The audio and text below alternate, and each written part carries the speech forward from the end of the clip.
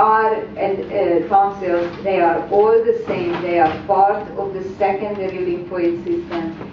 And basically the structure of them is very similar.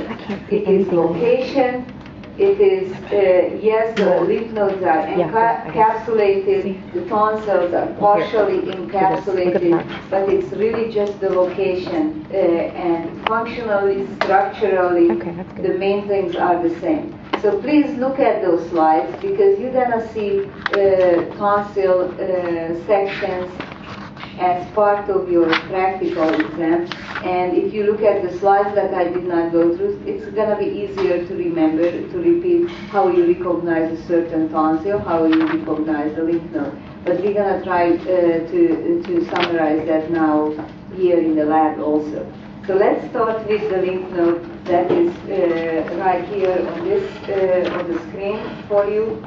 And we are looking at this convex part of the lymph node where the lymphoid vessels reach the lymph node. And here there is one lymphoid vessel in cross section, and just imagine the capsule is right here, and then it's going to open up into this area that we call the marginal sinus, and it is more open here, and you're going to see it.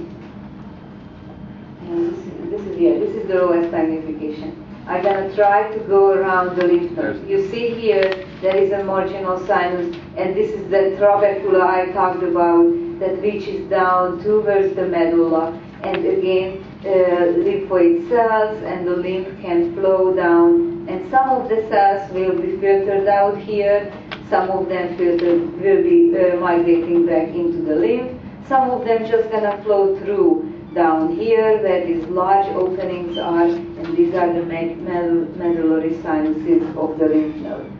And there you see blood vessels in connective tissue. These are the blood vessels that, this is an artery that came in through the hilum. And on this one, this is not cut exactly at the hilum, maybe here, but not really. So it's rather cut across, but you see all the different areas.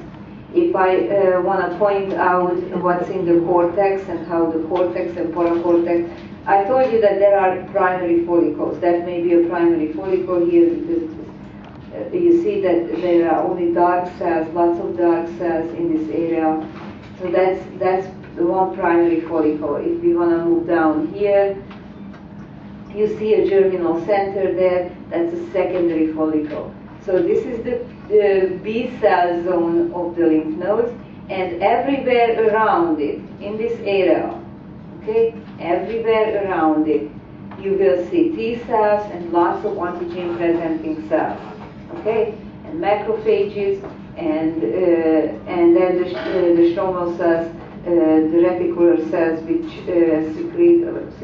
produce the reticular fibers that will form this three-dimensional network in the lymph nodes, in which the lymphoid cells and macrophages will rest for a while, but then they're going to move out.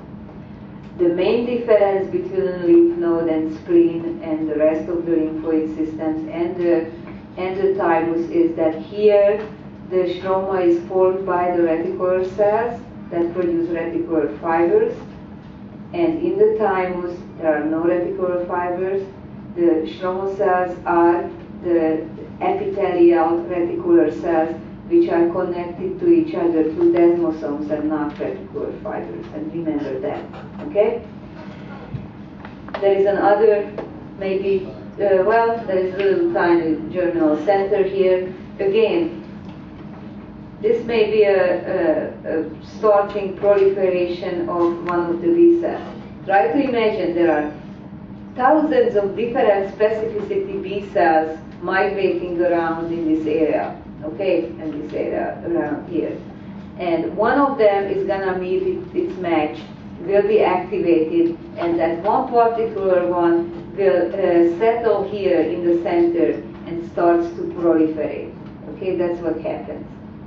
So again, these are the marginal sinuses, and then I'm going to zoom on this and just go through with the higher magnification to show you how it looks like. Again, you see it here. This is an afferent lymphatic vessel that reaches the lymph node. This is the capsule, and here is the marginal sinus. Over there, right at the tip of the arrow, you can see a cell that spans between the capsule and the cortex of the lymph node. Here you see this trabecula, the connective tissue. Right next to the trabecula, you see this opening. Again, that's the trabecular sinus that this reaches down towards. We can hopefully follow close to the medulla. And here you see these very enlarged sinusoids in the medulla.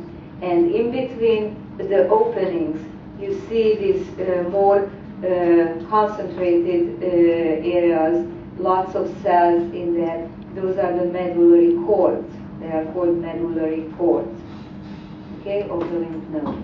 And what do we see there? We're going to see lots of plasma cells sitting there, and those are the plasma cells which are secreting the antibody, and the antibody is secreted out here into the sinusoids and will be delivered to the bloodstream through the efferent lymphatic vessel that will start somewhere in the hilum. Okay? So if you go back to the cortex again, you see this area right here. This is likely a primary lymphoid follicle, and the T area is around here everywhere. In the T zone or paracortex, or they also call it deep cortex, we will see the specialized high endothelial granules, and I just bring this to the center. That's probably the best plenty of them, because I need to zoom in.